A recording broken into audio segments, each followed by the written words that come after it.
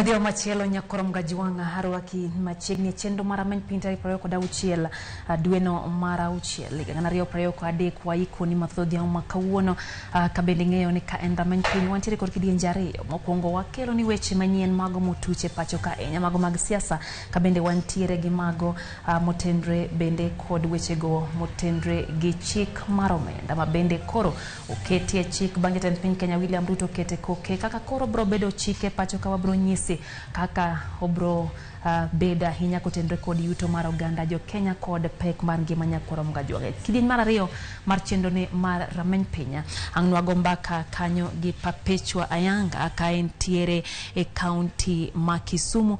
Perpetua en jakedo gi yedhe mamero ji wadhi twaka e wi kedo gi yedhe mamero ji par ne nonro nyiso ni nyithindo matinda ahinya chakre higa uchiel ntiere moko mosechako tiyo gi yedhe mamero ji nyakorom gajuanga kaka janyuola no gini minyalo timo moyna ni kata ka entiere kuonde mopuonjore machalo skunde to ok odonje grube manyalo miyo oti kod yedhe mamero ji par ni yedhe gi kandalo medo sudo donje obwongo mag nyathi kendo ginyalo ketho ngima nyathi yo mayot mokalo en twak mabiro mana bang' weche manyien to mokwongo wang'e thuond weche.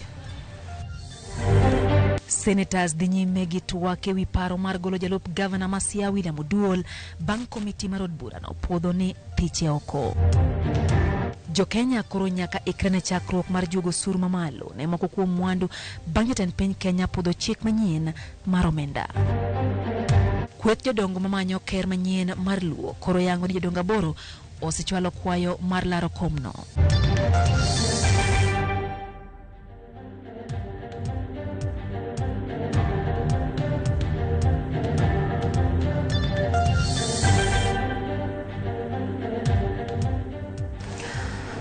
Machiegni nyakorom gajuanga kuom mano motendre kod wach mar jalup gavana ma county ma Siaya William Oduol esechegi osetony e Senate bang' senators nyakorom gajuanga goyo ombulu senator 27 no goyo ombulu ni ok onyal gole e apisi ka senator 16 kende mana dwaro ni mondo gole e apisi nyakorom gajuanga ma bang' kanodonyne kod tiyo marach gi apisi kaka jalup gavana ma county ma Siaya bende nodonyne gi tiyo marach kata mana bedo ni ok noluoro chike mapacho kaka ok oluwo chike mapacho ka kotendre gi kaka chike dwaro ni jotelo mapacho ka olu chike go matayo piny Kenya bende nitiere magma donje motendre kod tiyo marach gi omenda mag counties ka koro sesegi to osetony e lweta Senate nyakorom gajuanga kuom mano odhi mbele gi bedo jalup gavana ma county ma Siaya mano kanyo William Oduol otony e lwet Senate.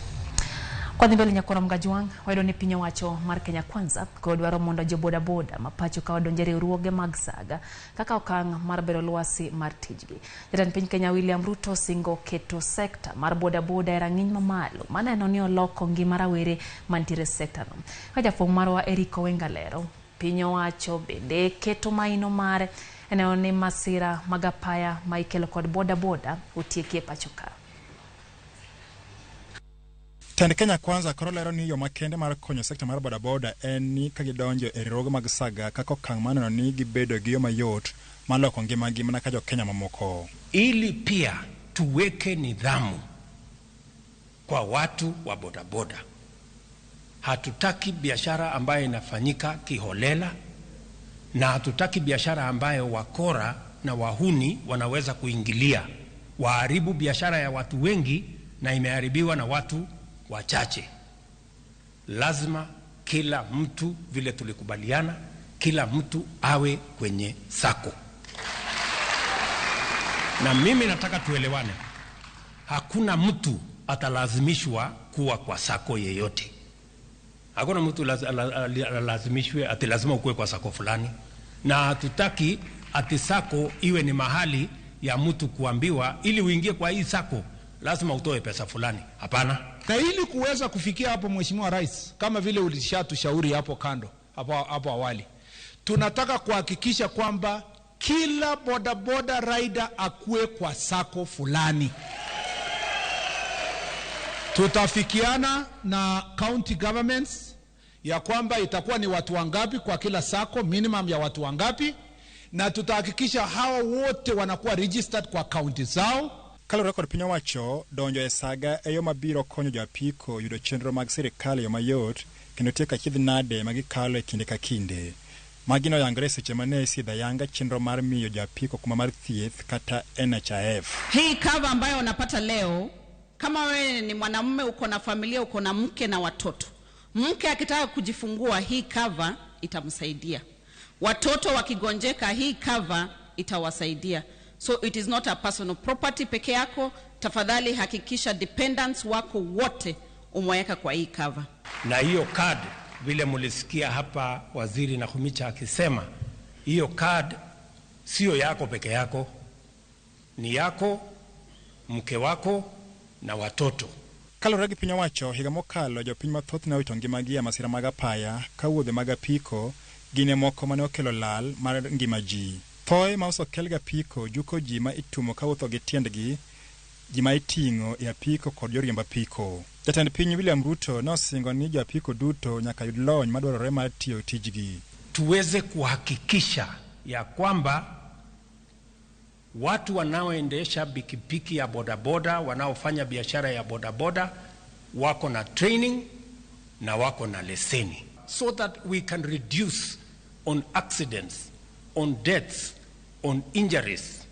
We must train all our bodaboda riders and we must license each and every one of them. Motelo e kinde nyasi mar madaraka mane obagi kaunti ma Embu, Ruto nosingo kelo apiko matiyo gi teko mar stima kaka yor kelo yot ne jo apiko kod reso alwora.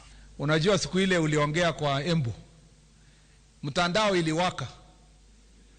Wakasema sasa huyu rais amekuja na hekaya ya Bunwasi.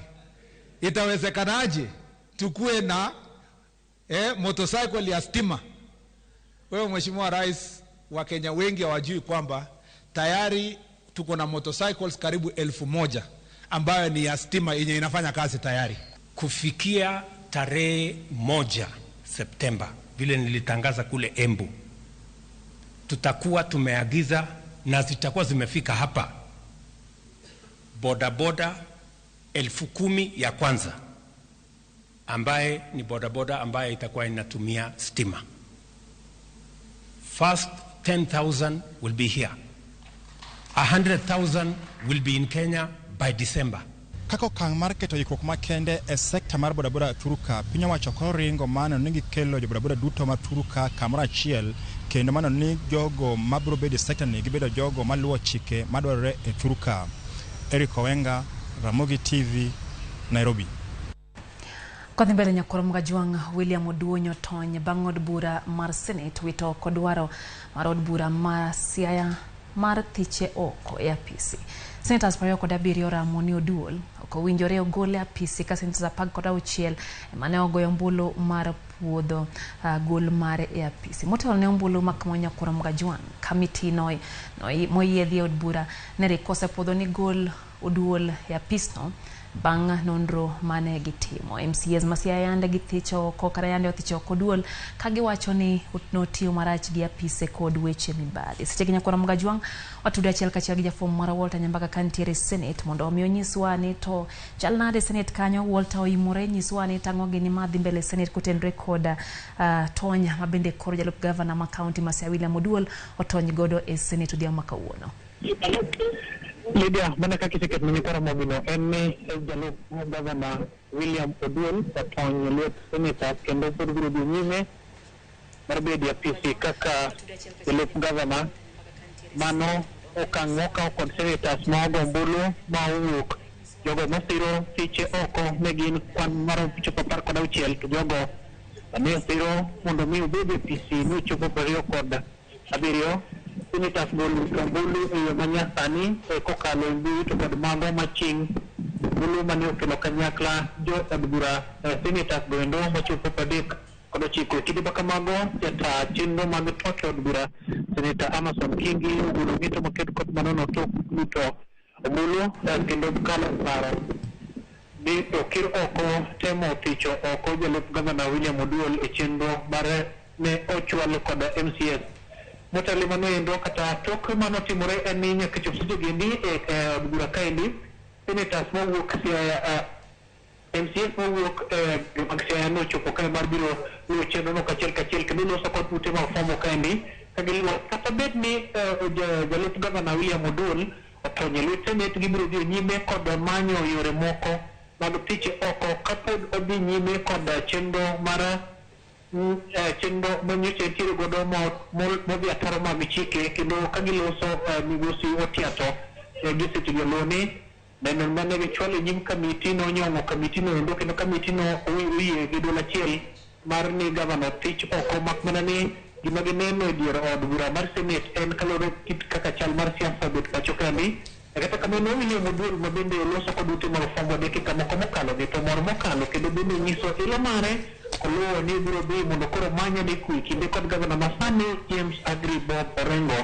kaluwo ni mago ma senators oloso matut en namanyo yo makare mar biro loso kod gavana Orengo mondo mingi dhi nyime kod chwalo tijgi kaka owinjore oluwo kata luwo ni en kod mor kendo dwoko erokamano ne senators mago ma Kenya Kwanza kanyakla kod mago mag Azimio to kod komiti mane odhi nyime kod nono kendo bende ng'ado wach e telo mogik.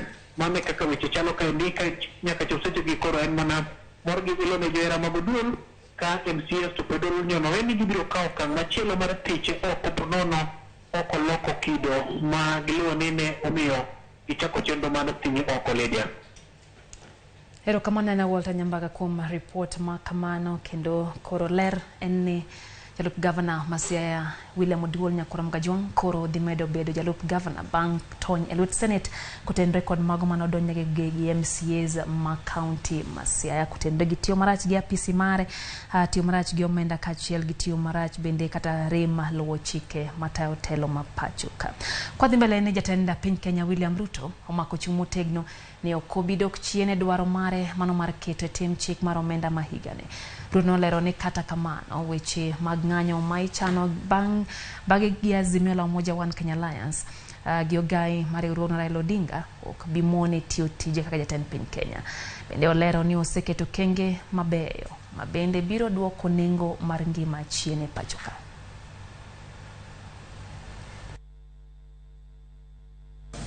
Katika budget hii ambayo tumepitisha, nimehakikisha kwamba kuna mambo manne ya muhimu ya watu wa bodaboda.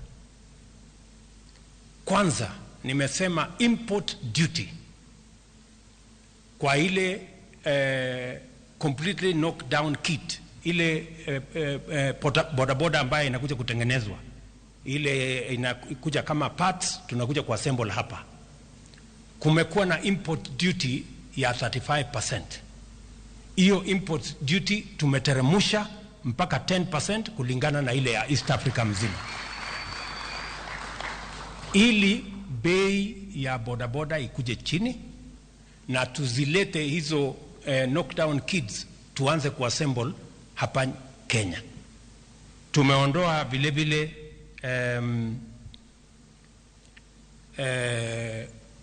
VAT kwa stations zote zile ambazo mmesema.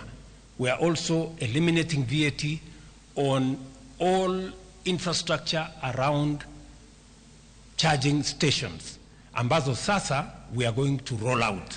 Tuhakikisha kwamba kuna mahali ambapo wewe unaenda kucharge battery, saa ile unangojea mgeni, saa ile unangojea mteja, nini yako iko kwa charger. Tuko na mpango ambayo itahakikisha finally we have invested in making sure that we grow enough food.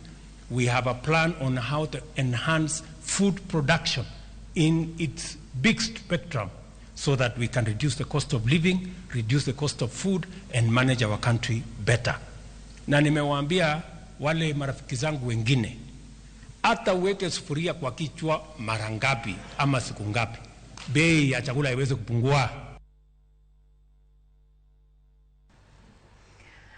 Ywarruok nobedo Nyakuram Gajwang kendo odiochieng' ma kawuono e kind jata tije maduol makeo gige thieth e pachoka KEMSA Dr. Andrew Mulwa kod mana en jatelo mar bad migawo ma ochung'ne thieth mar malaria e migawo mar thieth Dr.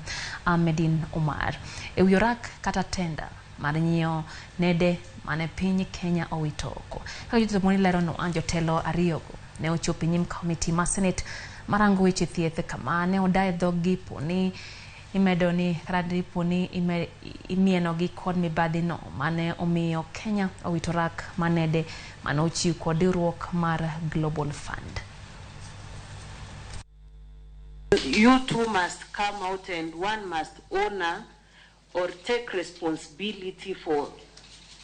Dr. Omar says he communicated to his boss, Dr. Mullo. Dr. Mullo is here and he's saying he did not receive communication as such. Ne en twak mar ywaruok e kind senators manie komiti mar thieth. Jatatiji mar bad migao makeyo gige thieth e pacho kae KEMSA Dr. Andrew Mulwa kaachiel kod mane jatelo mar bad migao ma ochung' ne thieth mar malaria e migao mar thieth Dr. Ahmedin Omar ewi tenda mar nyiew nede mag suna mane piny Kenya owito. Juma ma okalo e nyim kamiti mar od bura, Mulwa ne okoni barua mane ondik kod Omar e loko kido mar nede mane owinjo nyiew ne okokadho e apise, gino mane omiyo gwelo Omar mondo mi ogol neno mare kaluwore gi gino mane omiene. Omar e nyim kamiti mar Senate odiochieng' ma kawuono ochung' kar tiende ka okoni ne ondiko barua ne jatende Dr. Andrew Mulwa, makata kamano ne okomiyo duoko. I was attending a leadership course at Strathmore, and it has been signed by one of my officers, Mr. Peter Njiru, who was in the office on that specific day. I communicated to my director, Dr. Mulwa, sitting next to me. After a discussion and agreement, there was no reason for me to bypass it. Mulwa korka kore ne onyono piny ni onge barua moro amora mane oyudo kowuok e apisi mar Omar, kendo kaluwore gi barua no mane opedhi e nyim kamiti no, sei mar Mulwa manyiso ni ne oyudo barua no ne onge. This memo did not pass through my office nor the office of Dr. Nazila. We have checked the register, so I could not give feedback, Chair, to Dr. Omar on a communication that I had not seen. Barua ni mane ondiki ka owuok e apisi mar Omar e mane Josephine Mburu, jagoro mane ongirore migao mar thieth, ne otiyogo e ndiko ne KEMSA mondo mi gitim lokruoge ne kido mag nede mane oriko gisego chapa. It is clear that the PS did not just wake up and write to KEMSA. Chair, where is Bwana Omar? And we are going to ask that you submit a copy of this letter that was supposed to be attached to this memo that was going to the PS. Ma eka manelito chakore. Riwruok ma ok mar piny owacho mar Global Fund ne orucho winjruok margi mar nyiew nede kod piny Kenya. Piny Kenya ne owito rak mar bilion 3.7 mar nede mane owinjo sir kod riwruok mar Global Fund. Nede mane owinjo sir kod riwruok mar Global Fund. Ne omiyo moko kuom apisa kama oting'o mane jatatije KEMSA Terry Ramadhani kaachiel kod jagoro mane ongirore migao mar thieth Josephine Mburu e kind joma moko ne owito tijegi. Mae momiyo komiti ma ochung' ne thieth e Senate kod od bura mamalo kolo wachni mondo migi yang jogo mane oriwore e mibadhi mane omiyo Kenya owito rak mar bilion 3.7. Judith Omondi, Ramogi TV. Wadhi kaunti ma Homa Bay nyakoram gajuang kama ikruok dhi nyime mar yiero ker manyien mar Luo ma ibiro bagi kaunti ma Homa Bay gi kod ranero mar atipo ma biro kelo kanyakla oganda Luo mawuok e kaunti zang'wen mag Luo Nyanza. Hajafum marwa e kaunti ma Homa Bay Ali Abich leronwa yangore ne jodongo mar maboro oseoro kwayo margi ne lemo mar ker mar Luo ma owinjore landi e nyasi ma idhi telie gi jatend Azimio la Umoja One Kenya Alliance Raila Odinga. Jodongo mag Luo yikore mar yiero ker manyien gi kodera ni e kinde ma pogruok maduong' pod okwako buch jodongo go. Kweth jodongo ma otelnegi gi jaduong' Nyandiko Ngade ne osewuok oko ka kwedo yiero makamano ka oramo ni en ker ma Luo machiko puodho. Kweth jodong Luo ma otenore korka ker mane osenindo piyo tonde ne obedo kod romo margi e boma ma Homa Bay kama ne giyange ni giseyudo kwayo mag jodongo 8 ma olap dhogi ndong' ne kom mar ker. We received 3 applications from Migori County, and we have also received 2 applications from Kisumu County. So those applications, we are going to profile the applicants. Wabro make a list of the applicants. In fact, we sell also the list of the applicants. Koro chiengma itimongi vetting to nitie file muting with their particulars, like in intia summary mar experience margi. responsibility mar yiero ker en mar jodongo. Penjo osebedo mathoth gimomiyo josiasa makaluo osebedo kadonjore buch jodong luo gino mabende osekelo pogruok maduong' e kind jodong luo ka jodongo gi to ramon gin gitiyo tijegi kaka jodongo kendo gikone joma dwaro kom ker mondo kik kel pogruok e piny luo. Gima wakwayo malong'o ni ng'ato ka ng'ato wan kod ji maringe leni mopogore opogore. Ka in e len mar siasa, beda len mar siasa kuro, wadwaro mana kama wawache weche dongo. Ka in e len mar jodongo, bed mana mar jodongo kama. To aito wadwaro mana kuzi kuom dongo. Gikwayo kanyakla mar oganda kata doko ni pogruok maduong' to nitie. Kora wakwayo oganda luo kik wapogre. Oganda luo bed kanyachiel mondo kik wapogre. Nikech kwapogore to wawito nyithindwa. Onge kuma nyithindwa biro chomo. Nikech ka koro nyithindwa winjo kon gi koni, winjo kon gi koni. Koro gikia ni gidhiri jodongo mage. Wach yiero maluo Council of Elders modhi timo sani kik pogwa. Josiasa mondo were kodwa mondo watim yiero kaka jodongo. Wan weche gi ma wasetafia godo onge. Magi timore ka piny owacho ma Siaya oselando ikruok magin go e romo mar piny luo ka giseiko jogegi mabiro yuore nyasi makelo kanyakla counties 4 makaluo. Kuma wadhi no wadhi bedo gi tuke mopogore opogore. We are going to have the tag of war. We have people who are going to play nyatiti. We have dodo. We have teroburu. Alia Beach, Ramogi TV, Homa Bay. Kwa ya mabenya kono mgajonga teri nyaka kadhwa na mchumbi kama bero mariango ringrejo mwana itongimagi e bunge mashaka hola na odhi nyime kawuono kama ringreji prayo kodario ne otimne gi bero. Kalo rekod ya bero mar piny owacho Johansen Oduor sane gitimo bero ne ringreji prochiko koda uchiel mano yudi e tielo mar adek mar manyo jo mano itongimagi kalo rekod puonja mag dina mag Paul Mackenzie. Dwoko mar bero makawuono yango jomadongo abirio nyithinda 12 ka ji adek to ne okoyangi. Dwoko mar bero no bende oyango ni ji 14 ne otho kaluwore kod rem chiemo kuom kinde malach kama mokaboro to okoyangore gima nokelo tho margi. Nyaka gie sani osetim bero ne ringreji 87 ka ringreji 9 modong' ibiro timnegi bero tich ariyo magitimore kinde matielo mar 4 mar manyo ringreji Shakahola igeno ni biro chakore machiegni. Bodies had been exhumed, but now as for my calculation today they are 96. Why are they 96? Because as we were doing postmortem we found that 2 bodies had been wrapped in the same sheet, so this made them 95. Then 1 person died in prison, so that's what made them now a total of 96. And we've performed a total of 22 autopsies.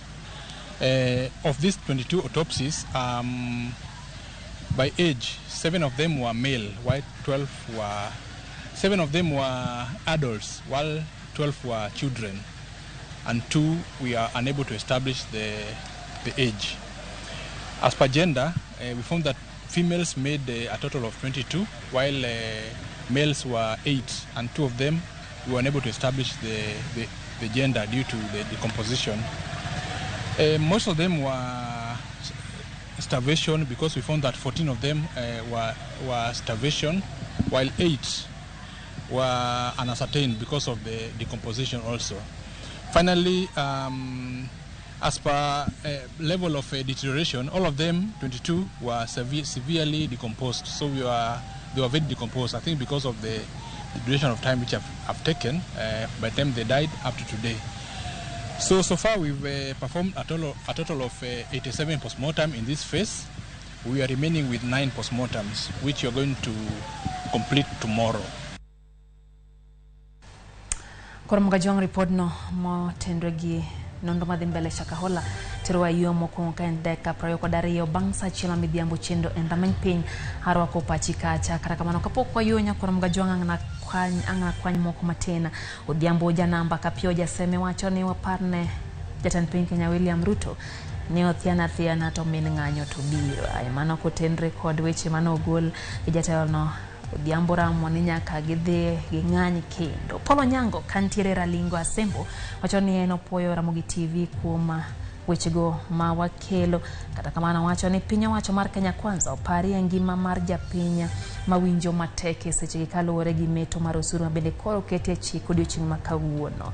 Odhiambo janamba ne ni kacha kendo kaito bende aneno ka Okoth Jakonyuro mano Calvins wacho ni piny hotel ne gi jomiriambo koro kamora mora oneno mana ni yeriambe en tire nyakach wacho no kete mana kaira menpi. YouTube kacha kadhie Kevin Odongo wacho ni Deputy Governor Masiaya kod Governor Masiaya koro nyaka giriwre mondo gitine oganda jo Kenya giwe yuaruok wira ni yuaruok thiro dongruok mano pacha Felix. Aneno bende Filipo Ginga wacho ni wuok ranguyo no ayo malera hinya kendo kete mana kaira Ramogi TV. Aneno Samo Yugi ka wuok Yugis dala wacho ni melo seche ken kaka pile.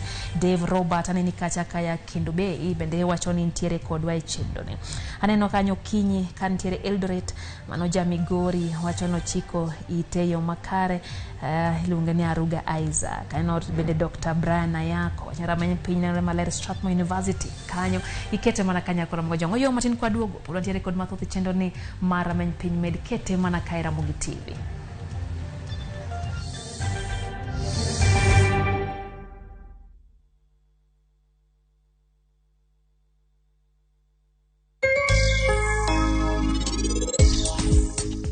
Ingeni nitiere gimoro achiel mana ng'eyo to kendo gie chunyi in pok ihikri gi keny ma wan wachano ni.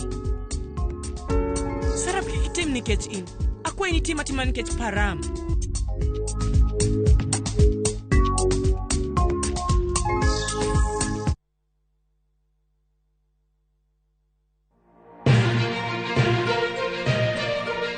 Weche manyien mamulo dhod chunyi maiye gin mago machiegni kodi. Weche thieth, anyuola, ohala to kata rita. Ka otuch to wan kode. Kotimore skunde e gweng'u ne wedeni kata osiepe magi duto wan go. Wan kae mar neno ni ng'eyo gima biro kendo bedo gi ikruok motegno. Onegi ng'e gima timore e seche motimore mapiyo piyo to mae e kama iyude wechego.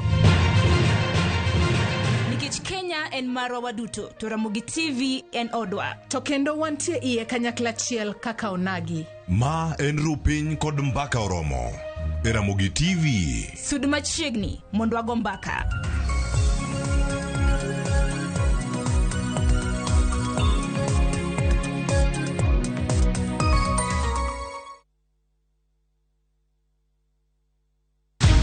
Many have been lured into jobs abroad, only to end up in perpetual suffering. I met this girl by the roadside. I wish you saw how this girl is desperate. Nimepata mteja mpya for my bureau. Meet Eunice, a naive village girl who is given an opportunity to go and work abroad by Madam K. Nenda Middle East. Ati? When did you even do the application? But is this really a golden opportunity, or will she be one among too many to be lured into the human trafficking syndicate by Madam K and Joe? The parents are caught in the middle. Will they listen to John's side of the story even as he is caught trying to save his girlfriend? We have to leave this place. Enjoy this unfolding story of Madam K only on viewsasa.com. Is bad breath getting in your way? FreshMed mouthwash is formulated with fluoride and essential oils designed to fight bacteria that causes bad breath and tooth decay, working to give you a stronger enamel, fresher breath and healthier gums. For better oral hygiene, try FreshMed today. Available in ice mint and spearmint flavors in all outlets near you. From Tropical Brands. Jijenge na shilingi 1,500 guaranteed kila wiki kwa kucheza Kaende Jackpot. Shiriki kwa kutumia 50 bob pekee, cheza na Autopic kwa kutuma neno KJP kwa 29063. Not for persons under the age of 18. BCLB number 416.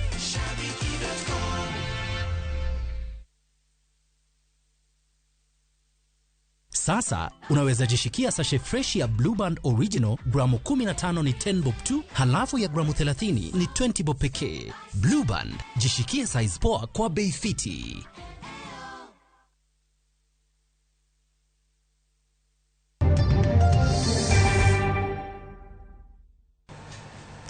Machiegni kendo nyakora mga juang'ero kamano kumedo kete mana ka Ramogi TV wadhi mbele gini weche manyien.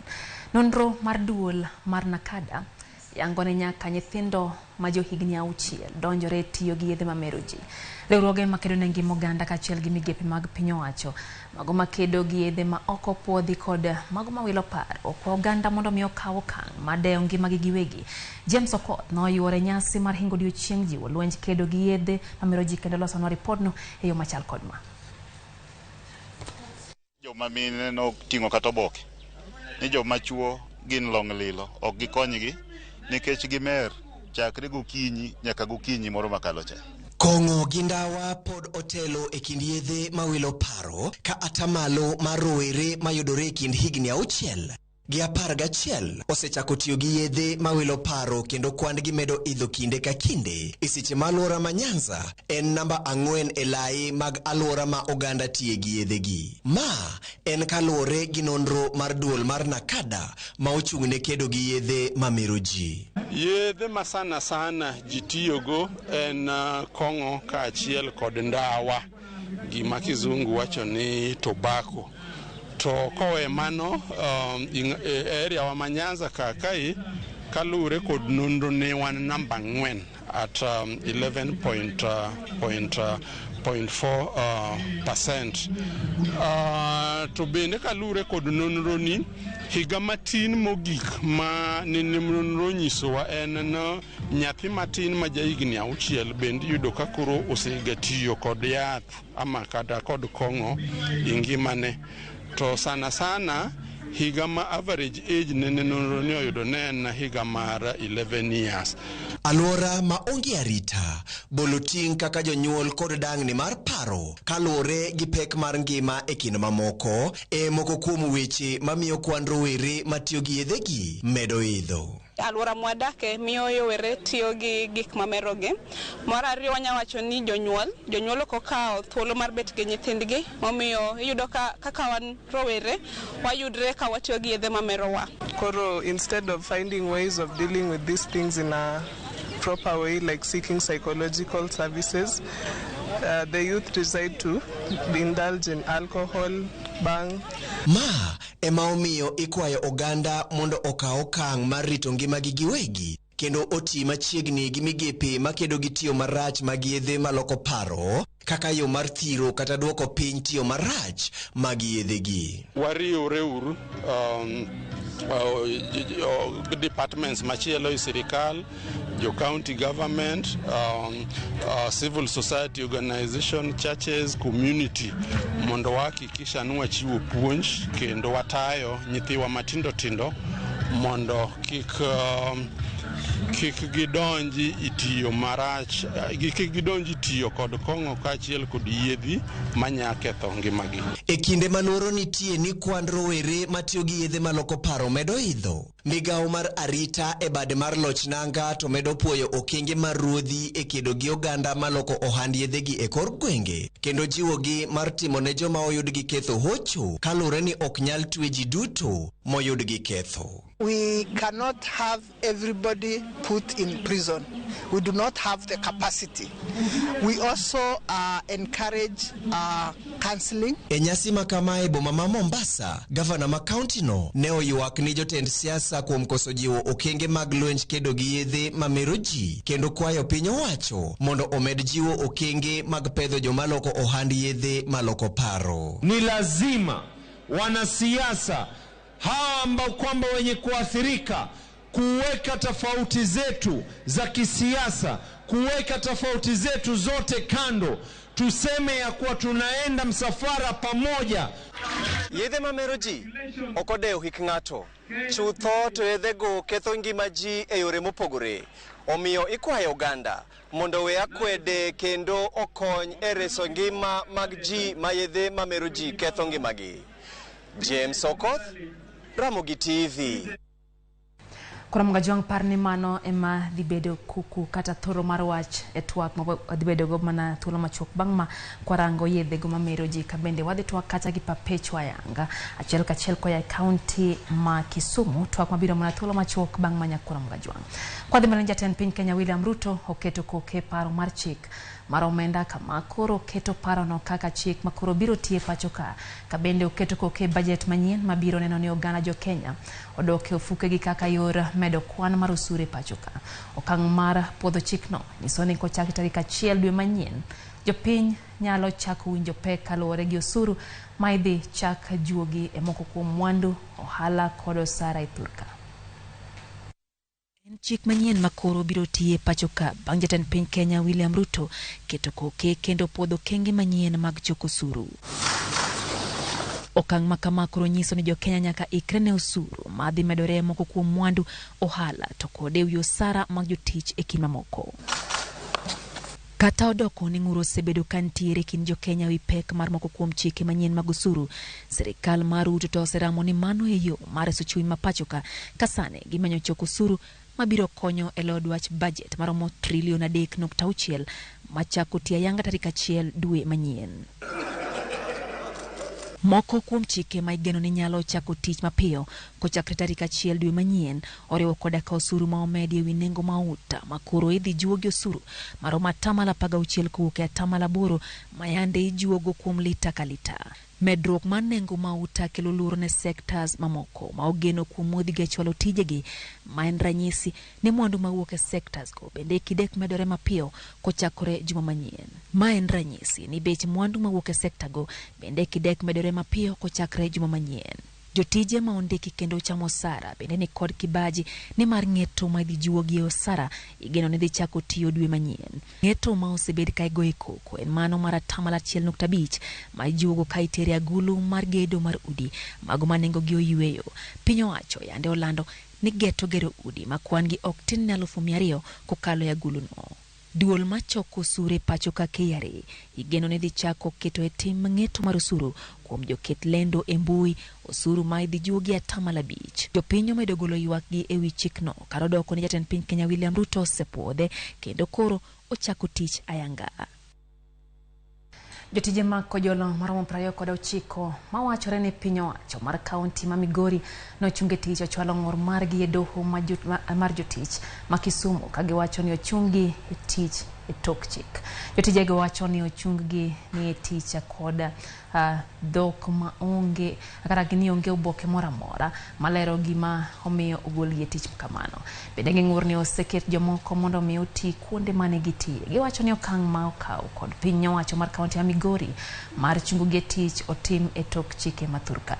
Jagoro maduong' mar piny owacho wa Migori Iska Olima noyango ni giseyudo oboke ma owuok e doho madwaro mondo gichiw duoko motenre kod bura makamano. Bura ni idhi winj tarik 12 dwe mar 7 higani. Mar county government natie achake ka jinie county council to nyopo apoya nono kikona ni kikadhi tich to gimomiyo kadhi tich ok ang'eyo. Ane man gi jogena nyithinda dhi sikul an chiliel. Jegi ne wayudo report ni ochung gi e tich to barua mochungo gi e tich onge. Koro this county government okwang'eyo sani ka cooperate, okwang'eyo ni kata giloso sheria margi kigen we don't know. But ne wakwayo ni kaber to county government consider jogi nikech jogi osetiyo, nitiere nyaka man gi 10 years e service, nitiere nyaka gi man gi moko nigi nyaka 20 years. Okwang'eyo ni wan e which county. Okwang'eyo ni wan e which county, be okwang'eyo ni to jotich ma Migori county be nitiere labor law ma guide gi e Migori county. Ne jatich mora mora mong'e ni nyocha ne onyise gi dhok ni mondo dhi dala dogi karima tich.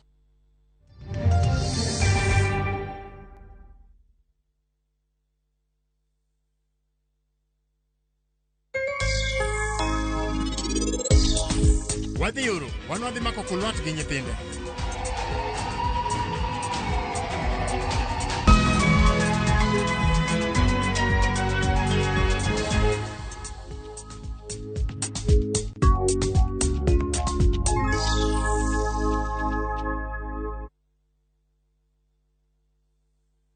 Jijenge na shilingi 1500 guaranteed kila wiki kwa kucheza Kaende Jackpot. Shiriki kwa kutumia 50 bob pekee, cheza na Autopic kwa kutuma neno KJP kwa 29063. Not for persons under the age of 18. BCLB number 416.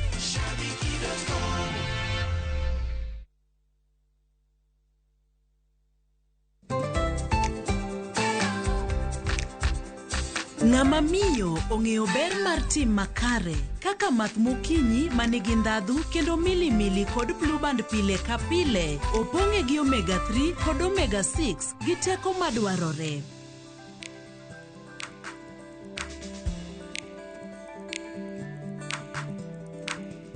Math mokinyi gi Blue Band, dongruok mag-gi makare pile ka pile.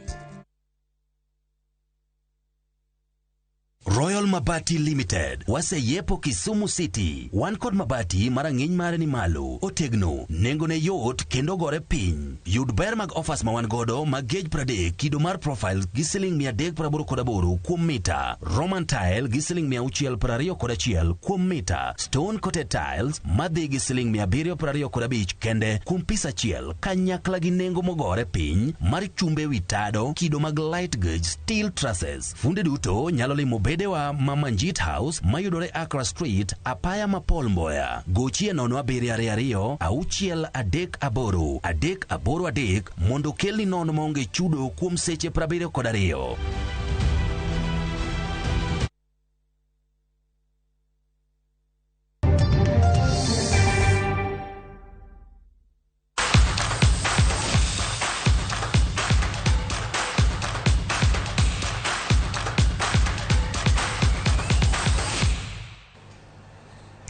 Wadhi pa utu Kenya kwa mgajuang banka kombe madunge liga maradula pacho ka club mar Gor Mahia podhi nyime gi yudo puoch. Odiochieng' makawuono Kogalo nodhial gi jatend migawo mar weche tudruok pacho ka Eliud Owalo kuom kawo kombe margi mar 20 tuke ma KPL.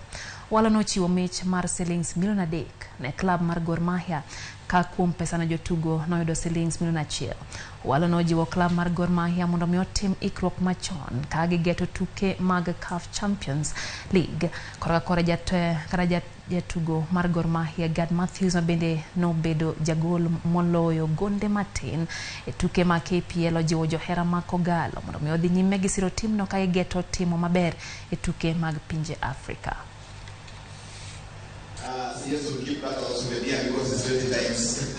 Thank you. Preparations marwa nyaka bed maber nikech CAF en level mopogre manyaka wambe kaka jotugo wambe wangi kaka wajitayarisha nikech kanyi ngene be manya yudo team moro ma oko inya yudo exposure ni maber ma inya yudo go team oko maber matiang kawi.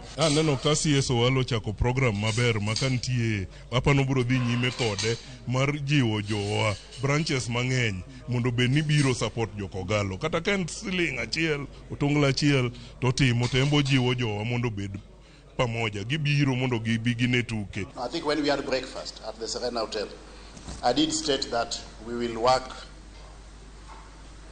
with friends, reach out to friends to help us get a bus. I'm happy to report that is work in progress, and when you start the new season in another 2 months or so, you will be having at your disposal a bus that is commensurate with the status of Kogalo as a team.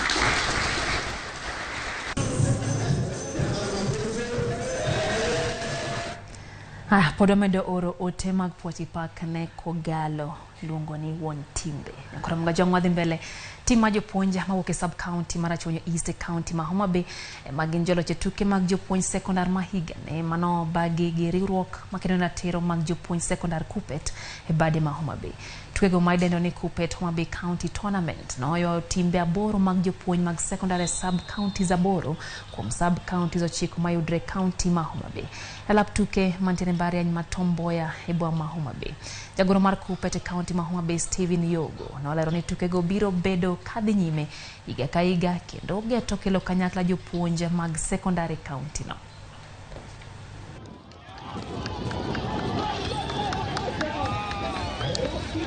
Wadwani wa encourage jopuonjwa mondo obed gi time magi exercise nikech ka en time mo yudo wa rewind wa refresh stress moan go kaka jopuonj watieko sama wachopo kama.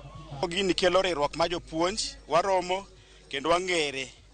Miyo jopuonj koro bedo gi talanta ma ginya tero ne nyithindo ka gipuonjogi kaka ginyiso kaka onego bed ni gitimo. Wan kod lony mar obwongo, koro kwa biro mwatugo mwaringe pap kama, wabedo gi yot mar nyiso nyithindo gima onego bed ni gineno. Ng'enyne madembe bedoga e udi, to kawuono waneno ka giwuok oko mondo mi jopuonj wetegi support. Wamor kendo wa promise ni gima watimo ka wadhi tero back e school mondo nyathi manyako owuog.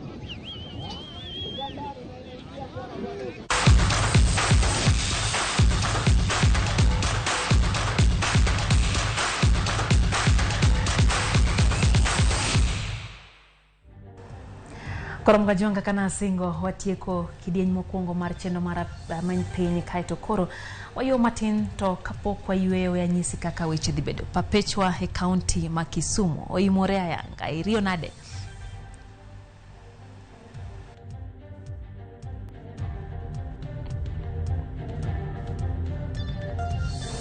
Lo papechwa Kenya winja iriyo nade kaunti ma Kisumu. Ariyo maber. Erokamano kuom loso thuolo. Aya, waduogo mana dakika machuok Nyakoram Gajongi papecho eno kosetimo ikruok makare. Okwadwa ne waketh sakata kamano waduogo mana thuolo machuok kende gi twak ewi yedhe mamero ji achiel kachiel e Ramogi TV. Medkete mana kae Ramogi piny.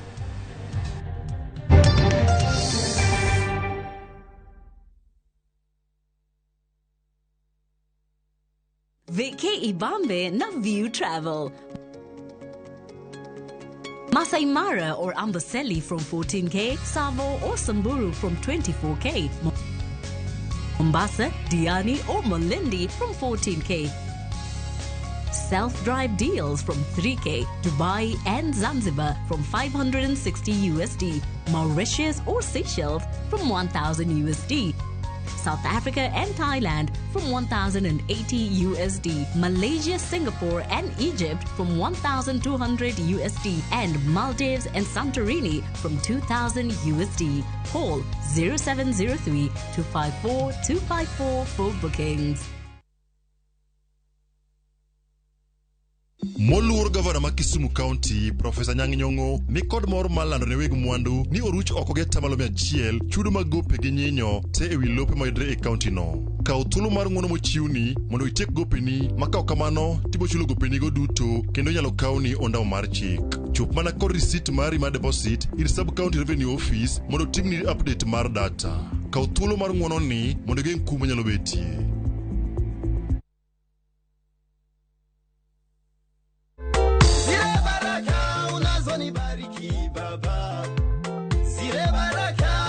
Nibariki Baba, hebu waonyeshe unavyonibariki, hebu waonyeshe.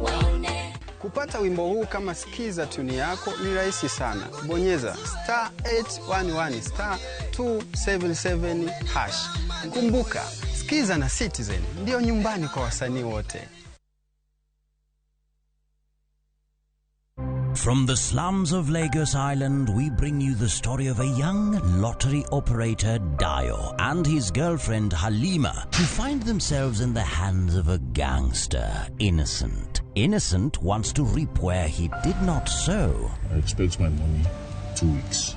Dayo has to find a way to escape from the deadly wrath of Innocent and at the same time save his relationship with Halima. You dey use your brain. You dey hear what they talk. You use your brain at all. That's why you talk. It makes sense. What's that for you? What's that for you? Watch this action-packed Nollywood movie Out of Luck only on viewsasa.com or dial *487*3#.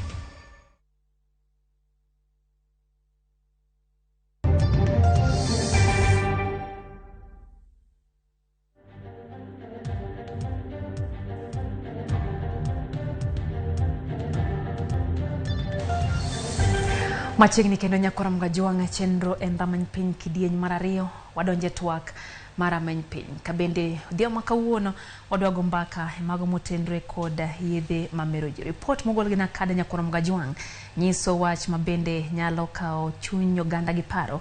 Wirane nyithindo majo higni 6 nitiere mago mosechako tiyo gi yedhe gi mamero ji. Wadwa ni wayude puonj motenre kod yedhe gi. kabende kakinyal tim mondo mi orak ruok gi wachni eskundewa kata gwengewa utewa emire wanyakora mga jongen twak mabende chakore sechegi kabino tuda chiel kachiel gi Perpetua ayanga kantiere county ma Kisumu nyakora mga jwang Perpetua imure irio nade nyiswani to Kisumu uro nade dhia mwaka uono machiegni chendone. Erokamano mana kaka isewacho nyinge na gin Perpetua yanga kae boma mar Kisumu.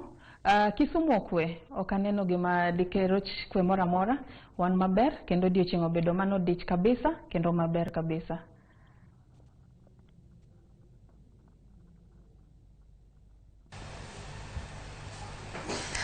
Ayudo penjo pogore Perpetua kotenre gi wechegi mag yedhe mamero ji. Ng'ato penjo ni gin yedhe aina mage mamero ji. Miwa kidieny mar yedhe gi giting'o yedhe mage gi mage kapok wadonje kuku mar twak makama. Ka udang wawuo yedhe mamero ji ng'enyne ma wang'eyo kabisa wanyalo chako kod kong'o ma yath mokwongo kata gino mamero ji ma apani ong'ere matut e Kenya mangima. Wan kendo gi yedhe moko machalo kaka njaga, nitie mago mi ikwoto familia mar njaga giri, nitie moko michuoyo, nitie moko mapani iyuagi kata moko mikete bwo lep. Gigi gin gik manie alwora marwa kendo gidhi gi nyinge mopogore opogore e communities to samoro ginyalo lure gi kuma ng'ato ae. Samoro nitie gwenge moko mibodo ka nying jaga opogore to kata mana ndawa to kata ka wang'eyo gi jowa matindo ma pod apiny tido kaka lugha gi medo lokore kila mara.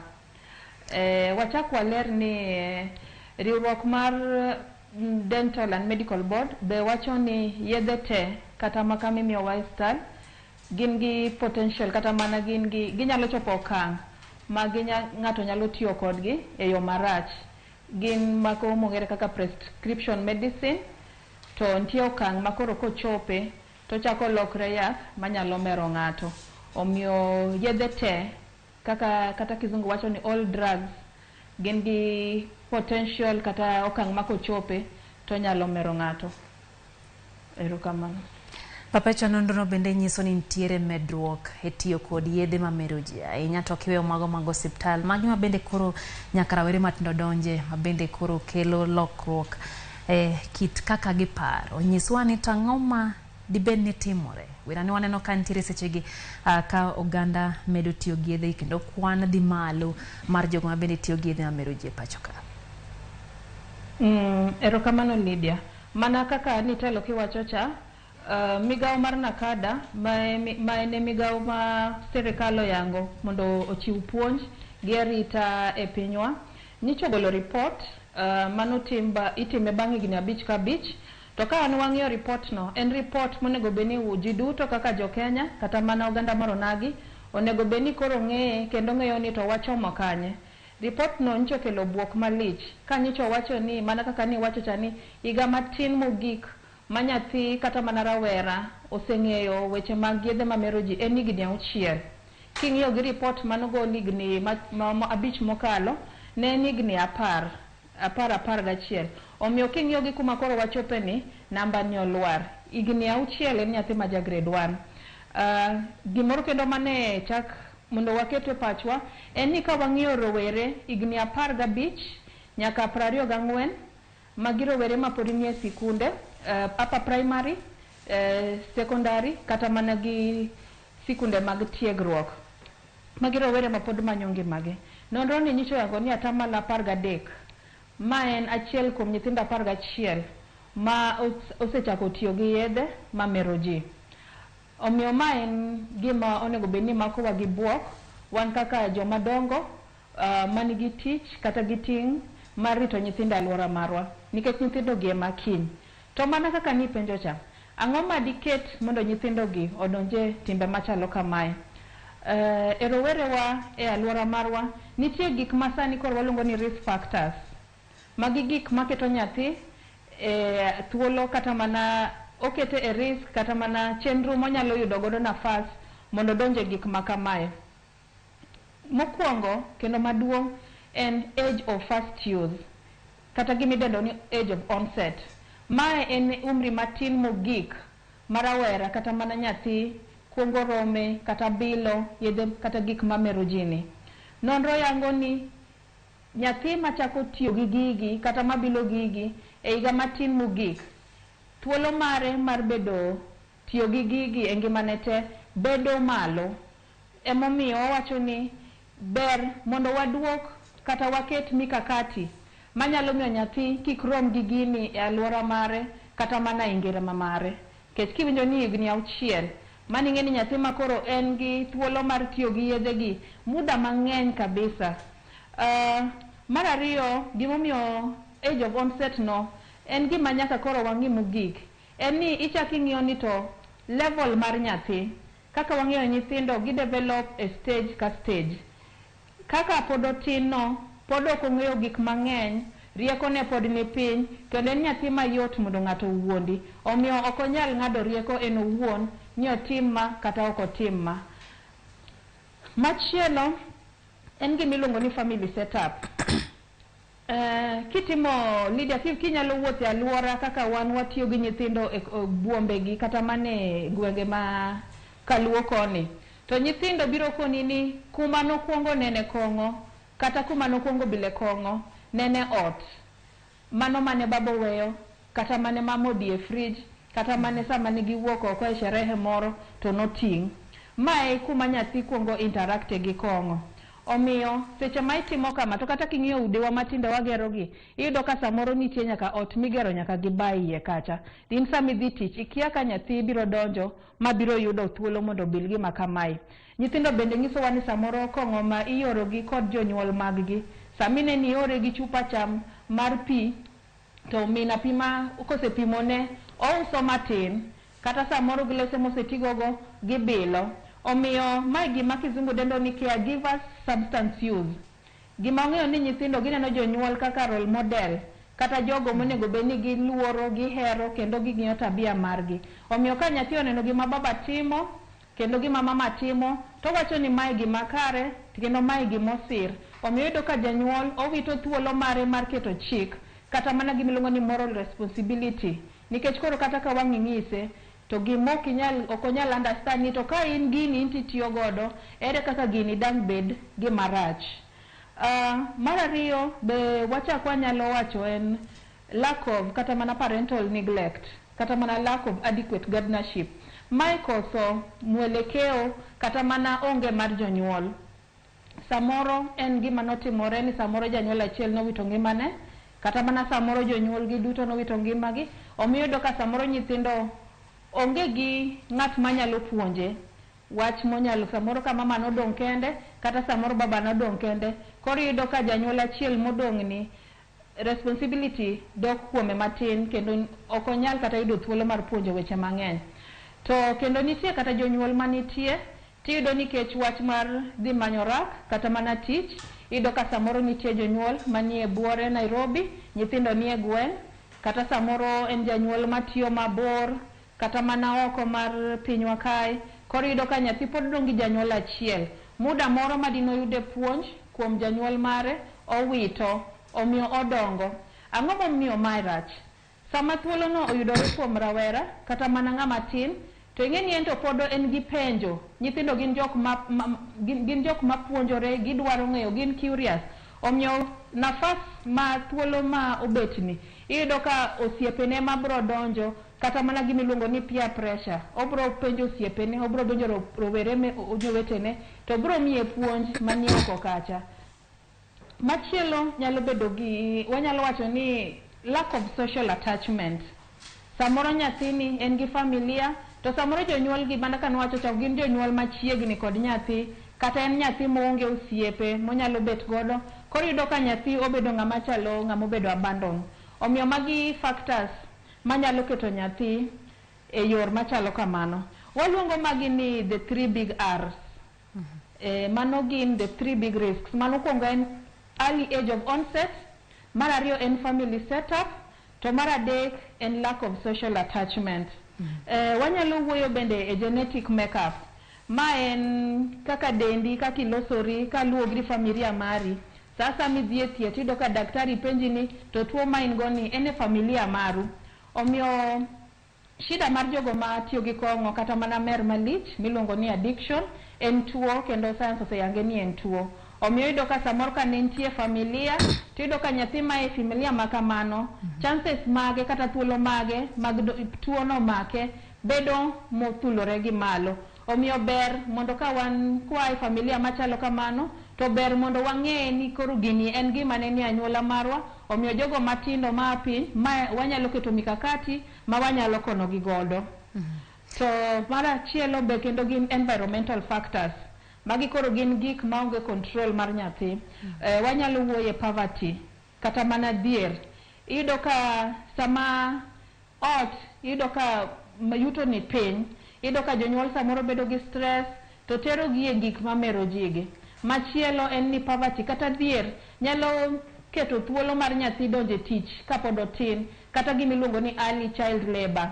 Ma en nyathi miyudo ka samoro kodak e tie nam to gilupo, samoro kata nyathi dhi go tong'o, samoro nyathi we skul dhi tiyo ot kumoro, kata mane ba bende ndiko nyithindo gi kata mane utende. Omiyo sama nyathi be chako yudo pesa ne moro matin, ok ong'eyo no bro time nade, omiyo onyalo donje ahola mondo chak tiyo gi gigi. Mar ariyo seche ma en kurogo be oromo gi jok manyalo keto e puonj machalo kamago.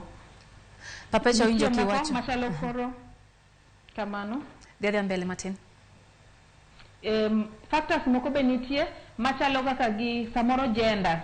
Wawach ni samoro nyithindo kaka nitie nyithindo machuo gi nyithindo manyiri. Iyudo ka samoro bedo nyathi madichuo medo thuolo kata mana thuolo mar chances mag nyathi chako tiyo gi gik machalo kamago nikech king'iyo gik ma community oseketo ni joma chuo timo kama, joma tuo kosetieko tich to timo kamae. Mago be gin gik mamoko ma be nyalo keto nyathi at risk mondo chako donje gik machalo machalo mogik en kaka peer pressure. Peer pressure en aola. Maya gin gik ma osiepe wacho, mana kaka nang'isi ni nyathi ko bedo gi thuolo ma onge ng'at manyalo miye puonj koa kuom joma dongo, jopuonj, jotend kanisa kata jonyuol, tiyudo ka koro peer pressure cha ema bedo duol maduong' e ngimane. Nikech en bodwa no bed gosiepe, odwa no obed nong'ere, kata be obed ni ji winjre kode, onyalo bedo gi thuolo mar donje weche machalo kamagi. Omiyo magi ka wariwo wate to wawacho ni magi gik miluongo ni risk factors manyalo keto thuolo kata mana keto nyathi e risk mondo tigi yedhe mamero jigi. Erokamano Papecha, winjo bende kiwacho ni ntiere nyithindo ma samoro chal ka gima jonyuol rem miyogi yo makare mowinjo bed ni giluwo. Di par ni ntiere kaka jonyuol ose rem chiwo lai makare mar kaka owinjo bed ni nyithindo dongo. Inya winjo kiwacho ni jonyuol ma bende samoro kano gik moko mitiyogo e ute, kaeto samoro wuok odhi tich to nyathi ang' oduogo yudo ochako bilo ka janyuol okia. Iparo na jonyuol osefil kata oserem chiwo lai makare ne nyithindo koso here pachi wachni? Nyaka koro ochopo kuma koro nyaka wachung' mondo wayie adier. Kidok e adier mathiring'inyi to wan kaka jonyuol waseleto nyithindwa down kata wasekoso ting'o responsibility marwa. King'iyo sani the average parent en ng'atno manodhi sikul, manoyudo tich moro monyalo timo, to ineno ka nitie gimoro ma ji wuondore ni kochopo tich abich ni koro en weekend, to nitie kaka onego bed ni ji budho, kata kiwuothe bombe, kata mana king'iye social media tiwinjo ka kategori mag jonyuol magi mbeke magitimo. Gimok wang'eyo ni seche ma wawacho magi to nyithindwa bende somo trend. Ong'eyo ni nitie chieng' ma kama to kochopo chieng' tich abich tich auchiel to baba onge, baba koro odhi otimo achiel ariyo adek. Samoro waparo ni nyithindo kia, to nyithindo gin jok mong'eyo kendo gineno gik madhi mbele kabisa. Mar ariyo en gima tindo biro ni birthday. Samoro ka wabet ki nyithindo piny to kipenje ni gini ni nene kanye, iyudo ka birthday en nyathi mar jahiga achiel, tiyudo ka jonyuol oluongo osiepegi, jogo madongo, kendo bia opang kachakret, gigo mamero ji, to birthday en mar nyathi. Saming'e notimo kama to chako luong nyithindo moko. Akia ka be samoro jonyuol ong'eyo ga ni ma en gima rach. Tapani ka koro kibet mos to kata ka wang'iyo to ma en risk nikech nyathi ng'eyo ni mondo asherekea kata mondo awinj maber to mae gima nyaka bed ni timre. Machielo en oro nyithindo. Kidhi alwora marwa to nyathi kata mana sani kiwuok oko mar studio kanyo tidhi e gweng' timiyo nyathi 20 gi chupa to odhi duogo nigi kong'o. odhi duogo nigi ndawa kata mana njaga. Mae banyala chaka wacho ni en gima chielo ma jonyuol bende timo, to ok ong'eyo ni kata mana samo timo mae to odhi kinyume kata mana oketho chike mag Kenya, nikech nyathi higni 18 ok onego bed ni uso ne yath moro amora mamero ji, kendo en kata kaka jonyuol onego bed ni onyalo goyo ripot moro amora koneno gima timore kamano. Omiyo magi e moko kuom weche ma wan kaka jonyuol e gwenge, e community, iyudo kata mana ka miere michwake kong'o cha. Samoro kiwuoyo gi nyathi to nyathi ool en e klas, kipenje ni ang'o mane otimore nyoro, ne wachweko nyoro. Ka gitieko chweko to nyithindo gi ema dwa savo kong'oni. Sama nyithindo gi savo kong'o, nitie nyaka jok momer. Inyo kata samoro jokong'o bro wacho ni kela nyango ema mondo miwa kong'o. Mani ng'e ni koro wawuok e okang' machielo, wachako wadhi okang' machielo kata mana mar sexual harassment. Ichako iyudo kendo ka nyithindo gi ema dwaro ting'o kong'o gi mbugru ka gitere mier monego bed ni tere kong'o. Ma iluongo ni involving children in production of illicit liquor, to mae gima chik ok oyie kata matin. Omiyo kopo ni mae gima samoro jonyuol timo to pok ging'eyo, to onego bed ni ging'eyo kawuono ni magi e kaka wan wawegi waketo nyithindwa, waluongogi kendo wapuonjogi e weche mag kong'o gi yedhe mamero ji, to mana samoro en koso ng'eyo kata samana samoro koso ng'eyo ni ere kaka inyalo miyo nyathini arita makare. Aya, papechwa ne wantiere kod joneno ma bende ochwalo penjo opogore opogore. Ang' na kwany mo Kanyango mako piyo jago katuma ntiere kod penjo. Openjo ni en adier ni ka intiere kod paro kata lete chunyi te madho kong'o to paro gi ok chak bed kendo. Wacho ni ka intiere kod paro, sani wan kaka oganda makedo gi weche mamero ji e boma mar Kisumu, nitie gima sani wapuonjo miluongo ni myth versus fact. Ma en puonj mayango adier to gi miriambo. Mae gima osebedo ka wachore ni wadhi amadh chupni moko adek wiya bro wilgo. Mano en miriambo, nikech kiny kapod ichiew to shiti cha pod iyude mana kuma ni weye cha. Omiyo kiny pod imedo mana fuale idhi kode mbele. Wach ni kiny pod ochako tamo wang'i pod ichako imadho. Omayi mana thuolo mar yudo muda mondo ibed piny, mondo ilos shughuli kata mana sida mane thagini. To kendo samineno koro pod iketo shida ni tenge, tiyudo ka shida moko bende koro medo donje. Omiyo kong'o kata mana tiyo gi yedhe mamero ji ok gin solution ne shida moro amora. Ka nitie wach ma ng'ato moro amora ni godo kata mana paro machandi, to nitie yore moko moyangi ma ng'ato nyalo manyo godo paro kuom jomadongo, kuom jogo moluore, moherore godo, familia, to kata tinde nitie nyaka jolony ma tinde miyo ji puonj to gi kony mar emotional support kata psychosocial support. Janeno machielo kendo ne Claire Odhiambo. Wacho ni owinjo pile ka ji osemadho kong'o to chako wacho ni onge. Koro penja na nyisi ni to en ang'o ma onge ga ma jokong'o wacho ka gisemadhe. Mano kang' na keti tesre go ahinya. Kata mono Joseph Otieno be ni gi penjo. Openjo na ang'o miyo njaga donje wich moloyo yedhe mamoko. Koso dibed ni odonje remo, koso odonje buongo.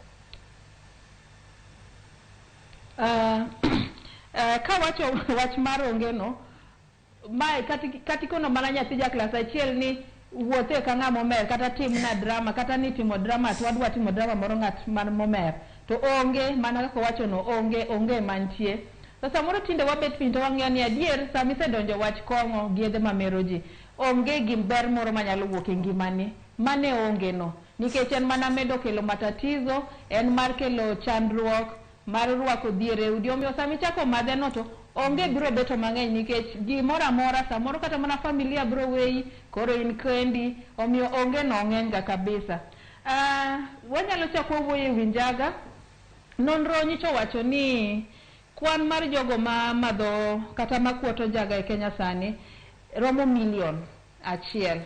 Mae en wach magi jok ma gin in addiction. Ma en wach ma koro nyaka wabed ka waluor kabisa.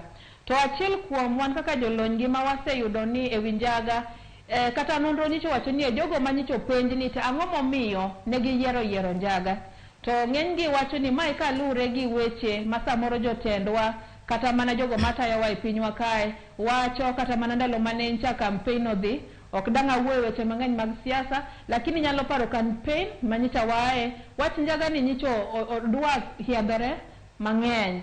To magi gik ma samoro jo rowere biro koni nikech magi jok madongo ma wang'iyo, magi jok mosesomo mochopo okenge mang'eny, magi jok ma joma tindo ng'iyo kaka role model. Omiyo magi gik mane giwacho ni noketogi kata mano wuondogi. To kani penjo ni to njaga ni odonjo nade? Yedhe duto mamero ji mana kaka dend dhano, gimoro amora ma dend dhano nyaka donje obwongo, nyaka donje remo. Koro seche ma omedo tiyo gi dendi ni, iyudo ka dendi bende medo tiyo, iluongo scientifically iluongo ni addiction. Gimoro motime dendi cha pile pile iyudo ka okang' ne medo mana dhi mbele, omiyo imedo mana tiyo gi mang'eny mochop kuma ochopeno. To ka wang'iyo yedhe te mamero ji ni, tiyudo ka ni njaga ni ene mantie kuma koro kochopo to otimo gimiluongo ni permanent brain damage, kendo nitie kuma koro kochopo to kata mana thieth moro amora ok nyal konye. Kata koro ipimo kata gi kong'o, samoro ng'ato nyalo yudo thieth kata mana moko go, to gimalit gi njaga ni nitie kuma koro kochope to chope permanent brain damage manyalo bedo matek thiedho kata mana miyo ng'ato konyruok. Apecha bende kang'iyo kata Nyabuona MC Nyabuona nitiere kod penjo ni en adieri ni nitiere kit yedhe moko mamero ji ma jiwo rateke mag del kedo gi tuoche moko. Kuom ranyisi wachore ni chang'a konyo e geng'o tuo mar typhoid, kaeto bende wacho ni njaga konyo e geng'o rem. Nyiswa ni to adier mane mantiere wach ni? Adier manitiere wach igani wan kaka jolony wawuotho gi agenda mar nyiso ji adier kendo ket miriambo tenge. Mokwongo, sama ng'ato nigi rem e del kata tuo moro amora, obed kuom nyathi matin, mama ma iye odongo, ng'ama odongo kata mana ng'at ma igni ne osesudo, to onego bed ni wadhi wamanyo thieth kuom laktar. Kwa wuothe gwenge watinde wan gi kuonde thieth dispensary nie community kata mana village ka village, wan nyaka gi community health volunteers. Omiyo yath moro amora ma thiedho ng'ato en yath ma idhi tiyudo kuom daktari kata laktar mandiko ni yath kendo imiyi mar konyruok. Omiyo chang'a onge kumosoyange chang'a ni en yath mosethiedho ng'ato ma ng'ato neno. Mae en myth kata miriambo ma osebed ka itiyo godo igni mang'eny, kendo nitie kaka samoro wadhi mwayie kode. En gima lit nitie kata mana jok mosomo modhi sikul mong'eyo adier mar yath, tiyudo ka pod giyie gi gigi. Omiyo onego bed ni ji ng'eyo maber ni yath mathiedho dhano iyude kuom laktar, ondiko ni yath kendo idhi nyiewe od yath mopuodh kod Pharmacy and Poisons Board. Machielo en ni samoro nitie miriambo moro ma kata kidhi e sikul to nyithindo kata mana gibiro ng'isi ni njaga miyo ng'ato tiyo matek, kata ng'ato njaga miyo ng'ato kia nyalo wuoyo penj kata mana somo kwan. Magi gin miriambo, kendo gin miriambo monego bed ni waketo tenge kabisa. Ka ng'ato dwaro somo kata mana kalo somo moro amora, to yo mopuodhi en somo subject no sama japuonj puonje, timo revision kendo timo practice mang'eny mondo otim tich machalo kamano. To kata ka nitie duty moro ma ng'ato dwaro timo, ni kata en gi jua kali moro, yo mar medo teko e del, nutrition, chiemo ma wachamo, ka en chiemo moromo kendo chiemo mowinjore. Machielo en rito dendwa kata through physical fitness and exercise. To gi machielo en yueyo kata mana yudo enough rest. To gibedo gi good emotional state, ni kantie wach moro machandi tiwacho, tibede familia kata environment mamor. Omiyo mago gin miriambo. Nitie yore monego bed ni watiyogo mondo waked godo mar duoko gik machalo kaka yedhe kata gik mamero jigi. To aken nyalo miya thuolo mondo mana bire ka bende adhi tude gi penjo mar Peter Obonyari paka ntiere Migori County. Samoro wagomba kama to ntiere ng'ama osedonje yedhe gi nyadi nuoya, kendo sire mondo mi owuoge to tame wuoke yedhe ma bende koro otiyogo pile ka pile, dende oseng'iyogo kendo wuoke tek ahinya, to mago mag njaga ma bende dhi ketho, donjo nyaka obwongo kendo donjo nyaka e del e yo ma ok owinjore. Owacho ni bende ntiere yo ma ng'ato nyalo weyo godo tiyo gi yedhe gi mag yie gi we chuth. Mokwongo kaka nawacho mbele kachacha, en ni sama koro ng'ato osetiyo gi yedhe gi ma koro chop kuma koro ok onyal weyo kende, mano koro waluongo ni addiction. To addiction is a disease. So rechego koro ok en a choice, ok en hero mar ng'ato. Ma en ng'at ma koro tuo kendo dwani mondo yud thieth kuom laktar. Omiyo ka watimo gik machalo kamae, to sama ne wadhi devolution, tiyudo ka counties wa nomi teko mar kao weche mag lika, licensing, prevention, education magiketo puonje alwora, rito alwora marwa kalure gi jogo mauso kata maloso gik mamero jigi, kendo konyo oganda magwa. Omiyo counties manie Kenya te, to kata mana counties makaluowa, jogo mane wayiero telo, wang'eyo ni gin gi teko no. Kwa bire Kisumu County kae, wayudo ka wan gi nyicha oyao rehabilitation center Nyang'oma ma Kisumu County nogero. Mae kuma jodak ma Kisumu County nyalo dhi kendo nyalo yudo kony kata mana thieth. Ka wachak wang'i alwora makwa, nitie organizations kata mana migepe ma ok mag piny owacho, mag ji giwegi kata mag non for profit. Anyalo wacho ni e Kisumu County ka nitie achiel maduong' miluongo ni Blue Cross Kisumu kata Blue Cross Kenya. Magi gin jogo moseketo puonj ne jogo manie alwora magwa. Kiwuothe gwenge ma Kisumu tinyalo yudo ofise gi. Nitie nyaka jogo matimo gimiluongo ni thieth kata mana treatment. Wan gi ji kaka Renaissance, wan gi mayudore Tafom United Mall, nitie jo kaka Dav Mamboleo manotimo treatment. Omiyo nitie kuonde ma ji nyalo dhi mondo oyud kony. Bende in kaka jakenya, in gi ratiro mar dhi e od thieth mora mora mondo ipiny gima chandi mondo iyud thieth. Apani kidhi kata mana Jaramogi Oginga kacha, sani nitie nyaka kuonde ma ji thiedhore. Omiyo onge ng'ama onego bedni kata onge ngima onego bedni wawito nikech addiction. Kik wawe mondo ji mer machop kuma koro ng'ato ok nyal konyore. Ber mondo ka ng'ato nigi shida ma kamae to obet piny kendo oyudo thieth. Mar ariyo, ber ni mondo wan joma dongo e alwora magwa kuonde ma wadake. Sani wach mar addiction kata mana madho kong'o, sani ok onego bed gima koro iwacho kikwedogo ng'ato kata kikuodho ng'ato. Mai puonj mane wachiwo kawuono kane wamak gimiluongo ni World Drug Day, ni mondo wa stop stigma. Wach mar miyo ji nying ni janjaga, machanga moran, machanga mapinyo kadhogo, nene, mago gik makelo pes miyudo ka ng'ato koro ok nyal manyo kony, oneno ng'at mangimane oserumo. Lakini en adier ni ka waketo mikakati e alwora magwa, to mae jok manyalo biro kamoro achiel kata mane support group, communities magwa, ka wawuotho kata mane baraza, jachik bro mi kata mana jogo manie alwora mari manyalo mi kony. Ka wawuotho Kisumu County kae, Blue Cross Kenya timo tich matek ahinya e agwenge magwa mag chiwo kony sana sana ne jorowere gi jogo matindo mapod nie sikunde kata mana kuonde tiegruok mag colleges mondo gine ni giyudo psychosocial support koa kuom jogo mopuodhore manyalo miyo counseling skills and other psychosocial needs. Erokamano papecho nyakora mkajwang winjo gi iti ka bende piny gimana yangu odiochieng'no mar kedo gi yedhe mamero ji. Wach maduong' maparo ni papecho wacho kanyo jogi odake kata kamano kik waketa kwede makoro wamiyo gi nyinge kata kamano wamany yore minyal konygigo kaka nyalore. Magi gin nyithindo matindo moko johigni nyaka 6 nyakora mkajwang. Erokamano papecho kuom thuolo ni kenaneno kama en chenro man oganda nentiere kod dwaro mar ng'eyo matut kotenre ni ayudo ote mathoth mokalo kata kamano nikech sa wak ng'ada gi kapa pecho. Erokamano. Erokamano Lydia. Kora mkajwang ne in mikete ka in mioro ote magi in mabende ineno nyakora mkajwang oro ote kata penjo mane intiere goto kwa nyalo somo. Boduo kendo gi chendo ne seche machielo kata chieng' machielo. Erokamano kuom keto rameny piny waduo ka kendo saa 3 wang'e gi chenro maro imore kama wadhi kelo ne weche manyien mana ka e Ramogi TV. Riti masani nyinga Lydia Okeyo.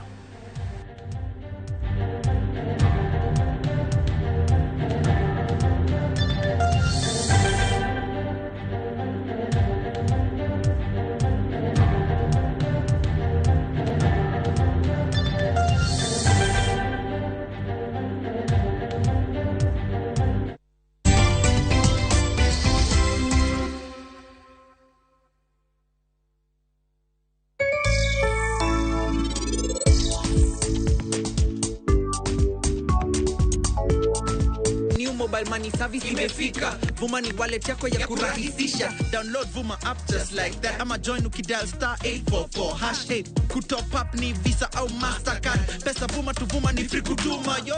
To join, dial *844# and download the Vuma app now. Let your money flow with Vuma. Jatelo mano biro kae nyoro. Odwari warus kodi. Hera motwere kidi Lwanda omuoche kind osiepe ariyo. Jitengi. Neno no kende ok nyal romo. Wange gi nyaka. Miriambo thinyore lela kendo kelo mirima kod lit. Anang'ini do ng'at maber kaka. Bende anyuola kod osiepe nyalo donjo e kind osiepe ariyogi. Bedi. En ok ohera kata matin. Inyalo chopo kanya gi jal ma ihero kiling'ling'. Ne Suresh ni oko. Ibende